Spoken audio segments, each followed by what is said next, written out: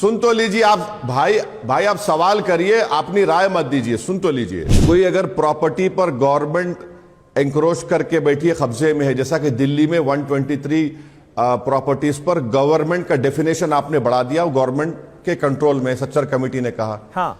अब कल ये बिल बनेगा तो कलेक्टर क्या गवर्नमेंट के फेवर डिसाइड करेगा या वक्फ बोर्ड के फेवर डिसाइड करेगा? होते कौन है भाई? 123 प्रॉपर्टी जो दिल्ली में है, मिसाल के तौर, जमीनों को लेकर मेरी बात खत्म कर, जो भ्रष्टाचार हो रहा है, जो करप्शन हो रहा है, अच्छा उस पे भी आते हैं, उस पे भी आते हैं। उस पर तो लगाम लगानी पड़ेगी और इसके लिए चीजों को रेगुलराइज करना पड़ेगा, नियम बनाने पड़ेंगे।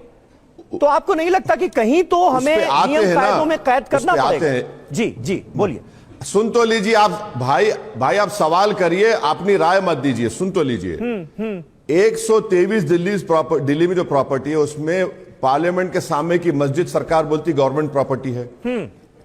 कल अगर यह कानून बन जाएगा तो नरेंद्र मोदी की सरकार जाकर वहां पर एक पोस्टर लगा देगी कि कलेक्टर ने डिसाइड कर लिया ये गवर्नमेंट प्रॉपर्टी है, म्यूटेशन भी उसका चेंज हो गया और ये गवर्नमेंट प्रॉपर्टी, हम नमाज नहीं पढ़ सकते।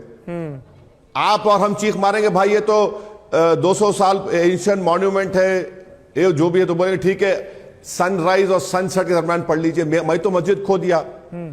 अब आप बोल रहे हैं कि करप्शन की बात कर रहे हैं ना आप। अब आप सुन लीजिए जी, एंक्रोचमेंट की आप बात कर रहे हैं। 95 के एक्ट में अभी प्रोविजन ये है कि अगर कोई वक्फ की प्रॉपर्टी को चोरी करता है तो उसको 2 साल का रिगरस इंप्रिजनमेंट होगा, नॉन बेलेबल होगा।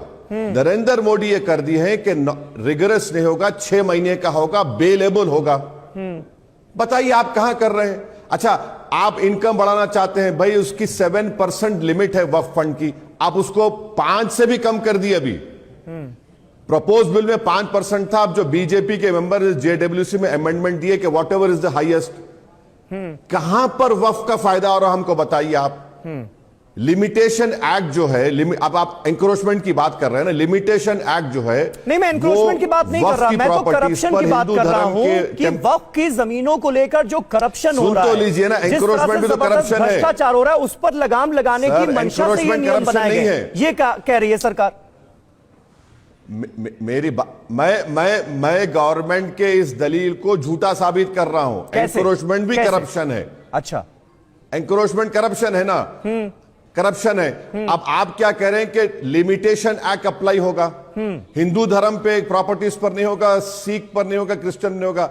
अब जो खाबिज है, जो एंक्रोचमेंट है, उसको आप रेगुलाइज कर दे रहे हो, उसका करप्शन, उसका एंक्रोचमेंट। आप ये करप्शन नहीं हुआ भाई? आप जब लिमिटेशन एक्ट अप्लाई इस पर क्यों कर रहे हैं? सब पे करिए ना, हिंदू धर्म के प्रॉपर्टीज पर करिए, क्रिश्चियन धर्म पर करिए, सिख धर्म पर करिए, नहीं कर रहे हैं आप।